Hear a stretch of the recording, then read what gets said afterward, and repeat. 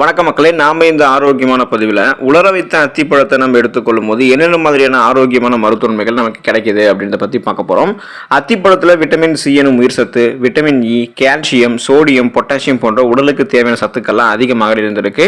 Anti accident அதிகமாக அத்திப்பழத்தில் இருக்கிறதால இந்த உலர வைத்த அத்திப்பழத்தை நம்ம தொடர்ந்து எடுத்துக்கொள்ளும் போது நம்மளுடைய உடலுக்கு ஆற்றலை அத்திப்பழம் தருவதோடு மட்டும் இல்லாமல் நம்மளுடைய உடலினுடைய ஆரோக்கியத்தையும் மேம்படுத்துகிறது. தொடர்ந்து அத்திப்பழத்தை நம்ம சாப்பிடும் போது என்னென்ன ஊட்டச்சத்துக்களை பெற்று என்னென்ன மருத்துவ பெறுகிறோம் அப்படின்றத பத்தி ஒவ்வொன்றா தெளிவாக விளக்கமாக பார்ப்போம். அதை பத்தி பார்க்கறதுக்கு முன்னாடி இந்த வீடியோக்கு மட்டும் ஒரு லைக் கொடுத்துட்டு இந்த தகவலை உங்களுக்கு தெரிஞ்சவங்களுக்கும் ஷேர் பண்ணிடுங்க. ஏன்னா இது அவங்களுக்கும் பயனுள்ளதாக இருக்கக்கூடிய ஒரு ஆரோக்கியமான பதிவு தான். இது போன்ற அப்டேட்ஸ்களை நீங்கள் தொடர்ந்து பார்க்கறதுக்கு நம்மளுடைய ஹெல்த் டிப்ஸ் தமிழ் டிவி சேனலை மறக்காம சப்ஸ்கிரைப் பண்ணிட்டு பக்கத்தில் இருக்கக்கூடிய பெல் பட்டனையும் கிளிக் பண்ணி ஆல் அப்படின்ற ஆப்ஷனையும் செட் பண்ணி வச்சுக்கிட்டீங்க அப்படின்னால நான் போடக்கூடிய எல்லா அப்டேட்ஸும் உங்களுக்கு நோட்டிஃபிகேஷன் அடிக்கடி வந்து சேரும். சரிவாங்க மக்களே, இப்போ வீடியோக்குள்ள போயிடலாம். இதயத்திற்கு ஆரோக்கியம் தரும் அத்திப்பழம். அத்திப்பழத்தில் இருக்கக்கூடிய ஆன்டி ஆக்சிடென்ட் நம் இதயத்தில் இருக்கக்கூடிய ரத்த நாளங்களில் அடைப்பு ஏற்படாமல் பாதுகாக்க உதவிகரமாக இருக்கும். இதன் மூலம் இதயத்தினுடைய ரத்த ஓட்டம் நமக்கு சீராக இருக்கும். மேலும் இதய நோய் வருவதற்கான வாய்ப்புகள் குறைக்கப்படும் அப்படின்றத ஆய்வுகளில் வெளிப்படுத்துறாங்க. இதய ஆரோக்கியத்தை மேம்படுத்துவதற்கு தொடர்ந்து நம்ம பார்த்தோம்னா அத்திப்பழத்தை சாப்பிட்டு வரலாம். இதன் மூலமாக மாரடைப்பு, பக்கவாதம் போன்ற எந்த விதமான இதயம் சார்ந்த பிரச்சனையும் இல்லாமல் இதயம் நமக்கு ஆரோக்கியமாக இருக்கும். புற்றுநோயை தடுப்பதற்கு அத்திப்பழம் உதவிகரமாக இருக்கும். உலர வைக்கப்பட்ட அத்திப்பழத்தில் புற்றுநோயை தடுக்கக்கூடிய ஆன்டி ஆக்சிடென்ட்கள் அதிகம் இருக்கிறதால நம்முடைய உடலில் புற்றுநோய் உண்டாக்கக்கூடிய செல்களில் இருந்து அத்திப்பழம் நம்மளை பாதுகாக்கிறதுக்கு உதவிகரமாக இருக்கும். நம் உடலினுடைய ஆரோக்கியத்தையும் அத்திப்பழம் மேம்படுத்த ஆரம்பிக்கும். ஸோ அப்போ சைடு எஃபெக்ட் எல்லாமே தீங்கி விளைவிக்கக்கூடிய ஃப்ரீ ரேடிக்கல் செல்களை நம்மளுடைய உடலில் பரவாமல் தடுத்து புற்றுநோய் எதிர்த்து போராடக்கூடிய ஆற்றலை நமக்கு அத்திப்பழம் கொடுக்கும். புற்றுநோயெல்லாம் நமக்கு குணப்படுத்தி வராமல் தடுத்துக்கலாம். உலர வைக்கப்பட்ட அத்திப்பழத்தை எடுத்துக்கொள்ளும் போது எலும்புகள் நமக்கு வலுவாகும். உலர வைக்கப்பட்ட அத்திப்பழத்தை நம்ம சாப்பிடும் போது தொடர்ந்து அத்திப்பழத்தை சாப்பிட்டு வந்தோம் அப்படின்னா நம்மளுடைய உடலில் இருக்கக்கூடிய எலும்புகள் வலுவடையும். ஒரு அத்திப்பழத்தில் சுமார் 3% கால்சியம் சத்து நமக்கு இருக்கு. நம்மளுடைய உடலுக்கு ஒவ்வொரு நாளைக்குமே தேவையான கால்சியத்தினுடைய அளவை அத்திப்பழம் நமக்கு கொடுத்துரும். மேலும் இதனால நம்மளுடைய எலும்பு தேய்மானம் எல்லாம் நமக்கு ஏற்படாம மூட்டு வலியெல்லாம் வராமல் நம்ம தடுக்கிறதுக்கான நன்மைகளை பெற்றுக்கொள்ளலாம். அப்போ நம்ம என்ன பண்ணலாம்னா அத்திப்பழத்தை நம்ம தொடர்ந்து எடுத்துக்கொள்ளும் போது எலும்பு சார்ந்த பிரச்சனையான ஆஸ்டியோபோரோசிஸ், எலும்பு மெலிவு நோய், மூட்டு வலி, எலும்புருக்கி போன்ற எந்த விதமான எலும்பு சார்ந்த பிரச்சனையும் இல்லாமல் நலமோடு வாழ்வதற்கெல்லாம் அத்திப்பழம் உதவிகரமாக இருக்கும். எடையை குறைக்கலாம் அத்திப்பழத்தை நம்ம எடுத்துக்கொள்ளும் போது. ஒரு உலர் அத்திப்பழத்தில் 47 கலோரிகள் மட்டும்தான் இருக்கு.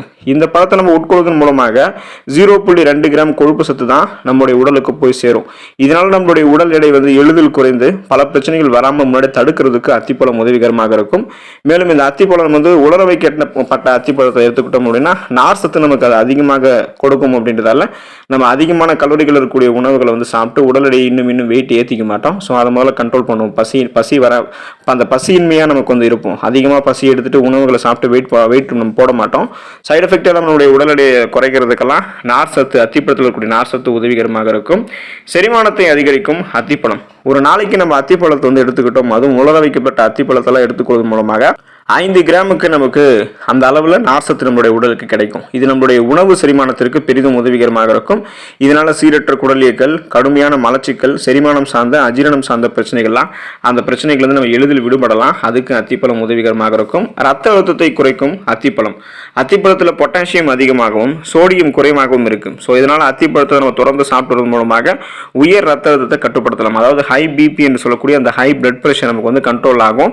சர்க்கரை நோய்க்கெல்லாம் மருந்தாக அத்திப்பழம் இருக்கும். அத்திப்பழத்தில் அடங்கியிருக்கக்கூடிய ஃபைபர் என்று சொல்லக்கூடிய நார்சத்துனால நீரிழிவு நோய் இருக்கிறவங்க இந்த அத்திப்பழத்தை தாராளமாக சாப்பிடலாம். இது எந்த அளவுக்கு சாப்பிட்டு வர வேண்டும் அப்படின்றத மருத்துவர் அணுகணும். காரணம், உங்களுக்கு ரத்தத்தில் சர்க்கரையினுடைய அளவு எந்த அளவுக்கு இருக்கு அப்படின்னு நீங்க செக் பண்ணிக்கணும். பிளட்ல சுகரோட அளவு எந்த அளவுக்கு இருக்கு அப்படின்னு செக் பண்ணிட்டதுக்கு அப்புறம் டாக்டருடைய பிரிஸ்கிரிப்ஷன் படி சுகர் பேஷண்ட்ஸ் அத்திப்பழத்தை எடுத்துக்கொள்ளணும். நீங்களாம் எடுத்துக்கொண்டீங்க அப்படின்னா அது உங்களுக்கு நிறைய பக்க விளைவுகளும் ஏற்படுத்தலாம். அதுலயும் நீங்க கவனமாக இருக்கணும். ரத்த சோகையை தடுக்கும் அத்திப்பழம். ஒரு உலர வைக்கப்பட்ட அத்திப்பழத்தில் 2% இரும்பு சத்து இருக்கு. இது நம்மளுடைய உடலில் இருக்கக்கூடிய ஹீமோகுளோபினுடைய அளவை ரத்தத்தில் அதிகப்படுத்தி ரத்தத்தினுடைய உற்பத்தியை அதிகரிக்கும். இதனால நமக்கு அனிமியா என்று சொல்லக்கூடிய அந்த ரத்த சோகை பிரச்சனை வராமல் தடுக்கிறதுக்கெல்லாம் உலர வைக்கப்பட்ட அத்திப்பழம் பெரிதும் உதவிகரமாக இருக்கும். மற்ற ரத்தம் சார்ந்த எந்த பிரச்சனையாக இருந்தாலுமே அதை குணப்படுத்தி வராமல் தடுக்கலாம். காரணம், நம்ம சாப்பிடக்கூடிய அத்திப்பழத்தில் இரும்பு சத்து இருக்கு. இந்த இரும்பு சத்து கிடைக்கும் போது ரத்த சிகப்பு அணுக்கள் நமக்கு அதிகரிக்கப்பட்டு ரத்தப்புறதமான ஹீமோகுளோபின் அதிகரிக்கப்படும். இதனால நமக்கு அத்திப்பழம் அனிமியா மட்டும் கிடையாது, மற்ற ரத்தம் சார்ந்த பிரச்சனையுமே சரி பண்ணிடும். ஸோ இந்த அளவுக்கு நீங்க நிறைய ஆரோக்கியமான மருத்துவ நன்மைகளை பெற்று நலமோடு வாழணும் அப்படின்னா தொடர்ந்து அத்திப்பழத்தை உங்களுடைய உணவுகளை சேர்த்துக்கோங்க. நலமோடு வாழுங்க. அடுத்த ஆரோக்கியமான பதிவில் மறக்காம சந்திப்போம். நன்றி மக்களே.